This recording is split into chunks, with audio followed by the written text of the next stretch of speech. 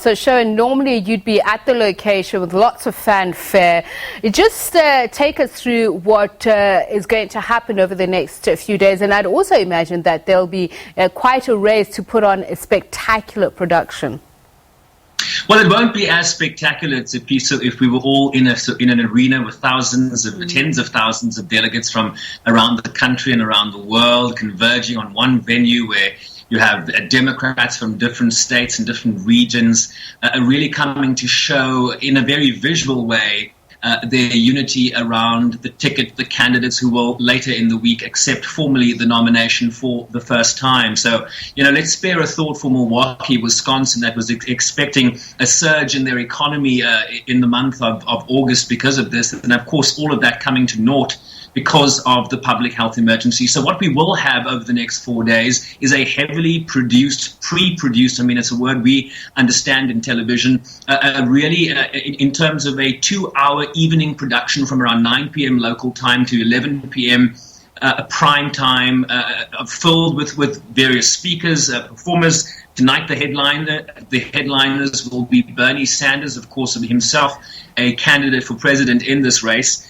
Bernie Sanders, and then will be followed by the headliner, former First Lady Michelle Obama. So that's something really to look forward to.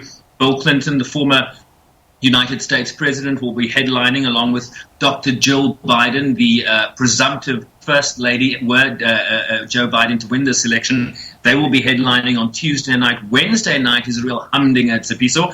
Elizabeth Warren, Hillary Clinton, a performance from Jennifer Hudson.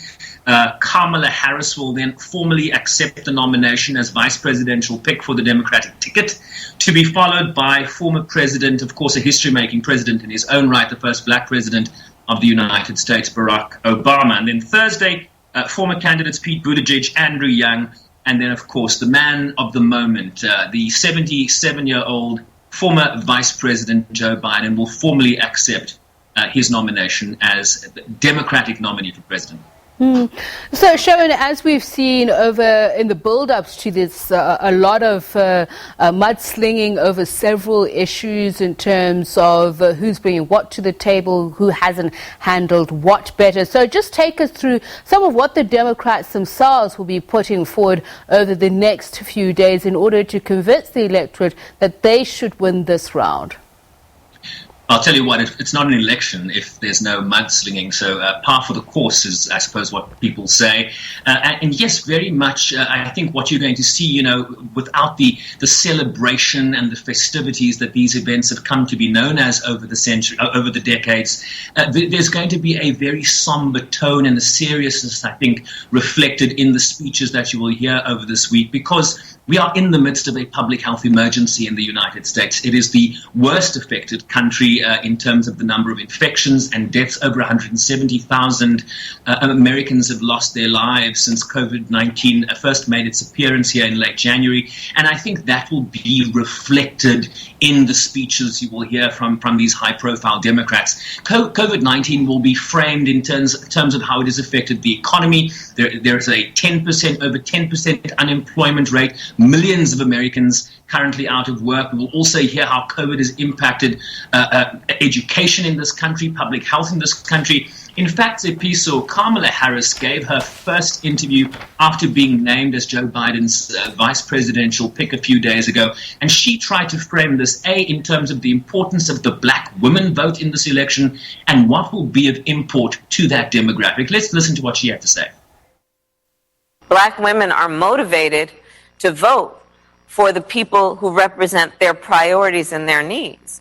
And so when you look at everything that relates to what we have discussed in terms of childcare, when you look at what we are talking about in terms of jobs, when you talk about health care, when you look at what we need to do to address racial and not only disparities, right, in terms of the healthcare system, in terms of the economy, in terms of the education system, but what we need to do to also speak about systemic racism.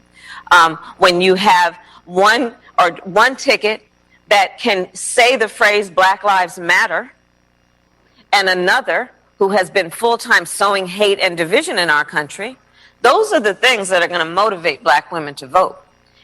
There will be a point of pride. I don't want to have any false modesty about a black woman being on the ticket.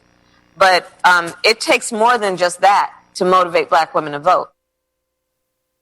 And in addition to all the issues, Tsepiso, this is really about framing the debate around why Joe Biden is the best person to lead the United States amidst all these issues of concern. So this is very much each and every speaker is not just going to talk about the issues, but they're going to talk about the issues in terms of why Joe Biden is the best man suited to address them.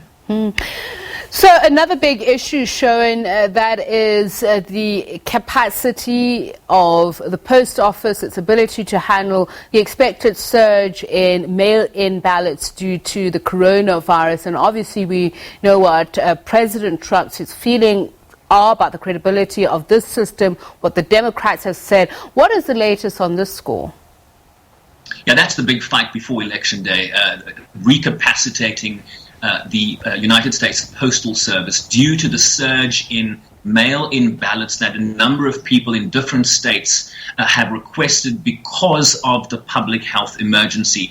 The Congress, the Senate are in recess until after the Labor Day weekend, which is in early September. Nancy Pelosi over the weekend sending a letter to Congress, to members of Congress, urging them to return to Washington to vote on a Delivering for America Act, essentially, which will prohibit the Postal Service from implementing any changes to operations or levels of service that it had in place on January 1st, 2020. The president is sounding the alarm without providing any evidence that these are unsubstantiated claims that using mail-in voting is going to lead to an upsurge in fraud. You heard from that analyst earlier talking about fraud in mail-in ballots at around 0.001%. So essentially it has absolutely no bearing given the urgency which the president is trying to create this issue. So this is the big fight that's playing itself out. You had former President Obama saying essentially the Trump administration is trying to actively kneecap the Postal Service, which in Nancy Pelosi is now saying is essentially election central, given its centrality to how people are going to vote in this election. So this is a big fight that's playing out between Republicans and Democrats right now, and it's unclear how, where the light is at the end of the tunnel to this. But we are seeing breaking news right now that the Postmaster General, a Trump appointee, Tsepiso, has agreed to testify in Congress on August 24th. So that's going to be a day where we'll get a lot of answers as to what exactly is needed in the post office and what is happening ahead of Election Day. Things are indeed hotting up. Thanks a lot, Sherwin. SABC News correspondent Sherwin Bryce-Pease.